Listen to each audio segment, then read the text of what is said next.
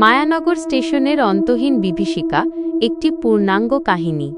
শীতের সেই রাতটা ছিল অস্বাভাবিক। কুয়াশা এতটাই ঘন ছিল যে ট্রেনের জানলার বাইরে হাত বাড়ালে নিজের আঙুলও দেখা যাচ্ছিল না। অভিক যখন মায়ানগর নামক সেই ছোট স্টেশনে নামল, তখন ঘড়িতে রাত 12:05। ট্রেনটি তাকে নামিয়ে দিয়েই এক অদ্ভুত দ্রুততায় কুয়াশার গভীরে মিলিয়ে গেল।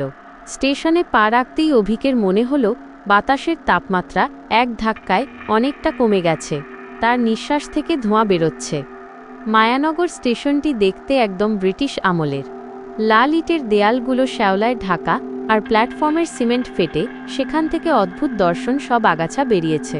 অভিকের গন্তব্য ছিল পাশের গ্রাম, যেখানে তার এক বন্ধুর বিয়ে। কিন্তু স্টেশন থেকে বেরোনোর পথ খুঁজতে গিয়েই সে প্রথম বিপদে পড়ল। স্টেশনের প্রধান ফটক দিয়ে বের হতেই সে দেখল সামনে কোনো রাস্তা নেই। সেখানে শুধু দিগন্ত বিস্তৃত ঘন জঙ্গল আর ধোঁয়াটে কুয়াশা, যা দেয়ালের মতো দাঁড়িয়ে আছে। সে ভাবল হয়তো ভুল পথে এসেছে, তাই আবার প্ল্যাটফর্মে ফিরে এল। প্ল্যাটফর্মের মাঝখানে একটা বড় গোল ঘড়ি ঝুলছে। অভিক লক্ষ্য করল ঘড়ির সেকেন্ডের কাঁটাটা কাঁপছে, কিন্তু সরছে না। ঠিক যেন সময় সেখানে থমকে দাঁড়িয়ে আছে। স্টেশনের অফিস ঘরটা অন্ধকার। সে জানলার ভাঙা কাঁচ দিয়ে ভেতরে তাকিয়ে দেখল টেবিলের ওপর পুরো ধুলো জমে আছে। একটা পুরনো টেলিফোন পড়ে আছে, যার তারটা মাঝখান থেকে কাটা। অথচ আশ্চর্যের বিষয় হলো সেই কাটা ফোনটা থেকে রিং হওয়ার শব্দ আসছে। অভিক ভয়ে পিছিয়ে এল। হঠাৎ প্ল্যাটফর্মের শেষ মাথায় একটা ক্ষীণ আলো দেখা গেল। কুয়াশা ভেদ করে সেদিকে এগোতেই সে দেখল এক বৃদ্ধ কুলি বসে আছে। লোকটার পরনে জীর্ণ লাল ইউনিফর্ম, কিন্তু রং চটে ফ্যাকাসে হয়ে গেছে। লোকটার মুখটা নিচু করা, হ্যারিকেনের আলোয় তার ছায়াটা দেওয়ালে অতিকায় এক দানবের মতো দেখাচ্ছে। অভিক কাঁপা গলায় জিজ্ঞেস করল, কাকু, এখান থেকে বেরোনোর রাস্তা কোনটা? কোনো রিকশা পাওয়া যাবে? বৃদ্ধটি ধীরে ধীরে মুখ তুলল। অভিকের বুকের ভেতরটা হিম হয়ে গেল। লোকটার চোখে কোনো মণি নেই, দুটো সাদা শূন্য গর্ত যেন অন্ধকারের উৎস। বৃদ্ধটি এক অদ্ভুত খসখসে গলায় বলল, রাস্তা তো ছিল খোকাবাবু, কিন্তু সেটা অনেক বছর আগে বন্ধ হয়ে গেছে। এখন যারা এখানে আসে তারা শুধু ট্রেনের জন্য অপেক্ষা করে, কিন্তু সেই ট্রেন কোনোদিন আসে না। বৃদ্ধের কথা শেষ হতেই স্টেশনের লাউডস্পিকারে বিকৃত এক ঘোষণা শোনা গেল। শব্দটা যেন মাটির নিচ থেকে উঠে আসছে।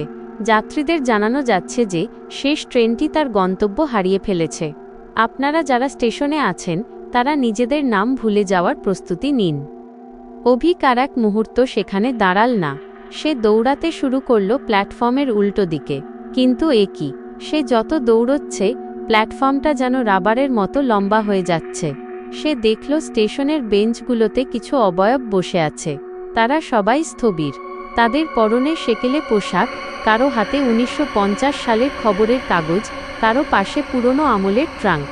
অভিক যখন তাদের পাশ দিয়ে যাচ্ছে, তখন সেই মূর্তিগুলো ধীরে ধীরে মাথা ঘোরালো। তাদের মুখগুলো মোমের মতো গলে পড়ছে। হঠাৎ দূর থেকে একটা ট্রেনের হুইসেল শোনা গেল। এক তীব্র আলো কুয়াশা চিরে এগিয়ে আসছে। অভিক ভাবল হয়তো সে বেঁচে যাবে। একটা পুরনো স্টিম ইঞ্জিন ধীরগতিতে প্ল্যাটফর্মে এসে থামল।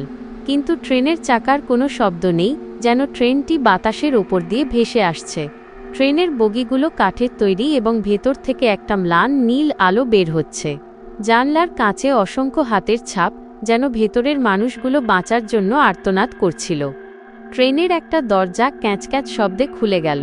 ভেতর থেকে কোনো মানুষ নামল না, বরং একরাশ ঠান্ডা কালো ধোঁয়া বেরিয়ে এসে অভিককে ঘিরে ধরল। সেই ধোঁয়ার ভেতর থেকে হাজার হাজার ফিসফিসানি শোনা যাচ্ছে, আমাদের টিকিট দাও, আমাদের মুক্তি দাও। অভিক দেখল তার পকেটে থাকা টিকিটটা নিজে থেকেই জ্বলতে শুরু করেছে। আগুনের শিখাটা নীল রঙের। সেই টিকিটটা ফেলে দিতে চাইল, কিন্তু সেটা তার চামড়ার সাথে সেঁটে গেছে। সে মরিয়া হয়ে রেল লাইনের ওপর ঝাঁপ দিল ওপারে যাওয়ার জন্য। কিন্তু লাইনের ওপর পা রাখতেই হাড় ভাঙার মর্মর শব্দ হলো। সে টর্চ জেলে দেখল রেল লাইনের নিচে পাথর নেই, আছে হাজার হাজার মানুষের কঙ্কাল আর মাথার খুলি।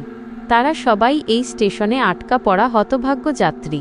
হঠাৎ সেই বৃদ্ধ কুলিটা তার ঠিক পেছনে এসে দাঁড়ালো। তার হাতে এখন একটা বিশাল কাঁচি। সে হাসতে হাসতে বলল, তোমার সময় হয়ে গেছে খোকাবাবু। মায়ানগর স্টেশনে নতুন একটা নাম যুক্ত হতে চলেছে। অভিক দেখল তার নিজের শরীরটা ধীরে ধীরে স্বচ্ছ হয়ে যাচ্ছে।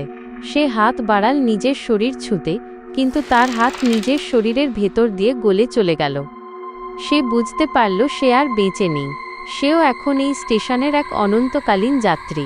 দূরে সেই নীল আলোর ট্রেনটা আবার চলতে শুরু করল।